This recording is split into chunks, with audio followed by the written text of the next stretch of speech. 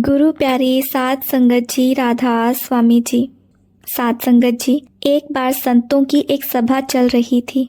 किसी ने एक दिन एक घड़े में गंगा जल भरकर वहां पर रखवा दिया ताकि संत जन जब भी प्यास लगे तो गंगा जल पी सकें। संतों की उस सभा के बाहर एक व्यक्ति खड़ा था। उसने गंगा जल से भरे घड़े को देखा तो उसे तरह तरह के विचार आने लगे। वह सोचने लगा कि यह घड़ा कितना भाग्यशाली है। एक तो इसमें किसी तालाब पोखर का पानी नहीं बल्कि गंगा जल भरा गया है, और दूसरे यह अब संतों के काम आएगा। इसे संतों का स्पर्श मिलेगा, उनकी सेवा का अवसर मिलेगा। ऐसी किस्मत किसी किसी की ही होती है। घड़े ने उसके मन भाव पढ़ लिए और घड़ा बोल पड़ा कि भाई, मैं तो मिट्टी के रूप में शून्य पड़ा था, किसी काम का नहीं था। कभी नहीं लगता था कि भगवान ने हमारे साथ न्याय किया है। फिर एक दिन एक कुम्हार आया। उसने फावड़ा मार मार कर हमें खोदा और अपने गधे पर लादकर अपने घर ले गया। वहां ले जाकर हमको उसने रोंदा, फिर पानी डालकर गूंथा, चाक पर चढ़ाकर तेजी से घुमाया, फिर गला काटा, फिर थापी मार मार कर बराबर किया।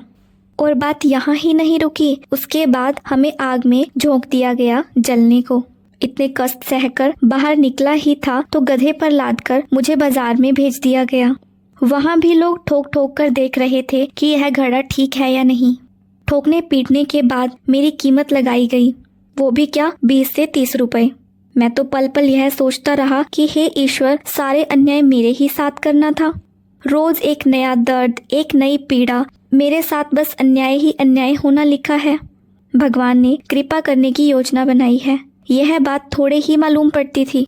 किसी सज्जन ने मुझे खरीद लिया और मुझ में गंगा जल भरकर संतों की सभा में भेज दिया। तब मुझे आभास हुआ कि कुम्हार का वह फावड़ा चलाना भगवान की कृपा थी, उसका वह गूंथना भी भगवान की कृपा थी, आग में जलाना और बाजार में लोगों के द्वारा ठोके जाना भी भगवान की ही कृपा थी। अब मालूम पड़ा है कि वह सब भगवान की कृपा ही थी। साध संगत जी, परिस्थितियां हमें तोड़ देती हैं, हमें विचलित कर देती हैं, और इतना विचलित कि भगवान के अस्तित्व पर भी हम लोग प्रश्न उठाने लगते हैं। तो क्या हम सब में शक्ति नहीं होती ईश्वर की लीला को समझने की, भविष्य में क्या होने वाला है उसे देखने की? इसी नादानी में हम ईश्वर द्वारा कृपा करने से पहले की जा रही तैयारी को नहीं समझ पाते और बस कोसना शुरू कर देते हैं कि सारे पूजा पाठ, सारे जतन कर रहे हैं, फिर भी ईश्वर के प्रसन्न होने और अपनी कृपा बरसाने का नाम नहीं ले रहे हैं। लेकिन हमें दिल से और शांत मन से सोचने का प्रयास करना चाहिए कि क्या सचमुच ऐसा है, या फिर हम ईश्वर के विधान को समझ ही नहीं पा रहे हैं। आप अपनी गाड़ी किसी भी ऐसे व्यक्ति को चलाने के लिए नहीं देते हैं जिसे अच्छे से ड्राइविंग ना आती हो।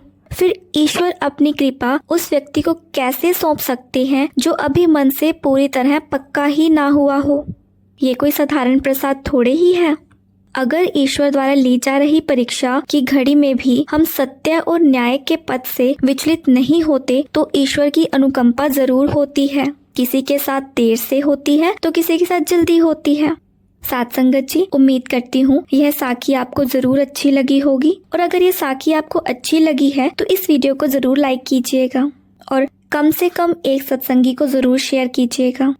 अगर आप इस तरह की साखियाँ सुनना पसंद करते हैं तो आप इस चैनल को भी सब्सक्राइब कर सकते हैं। यहाँ पर हम रोज एक नई साखी के साथ मिलते हैं। इसके साथ ही आपसे विदा लेते हैं और मिलते हैं एक नई साखी के साथ। तब तक के लिए राधा स्वामी जी।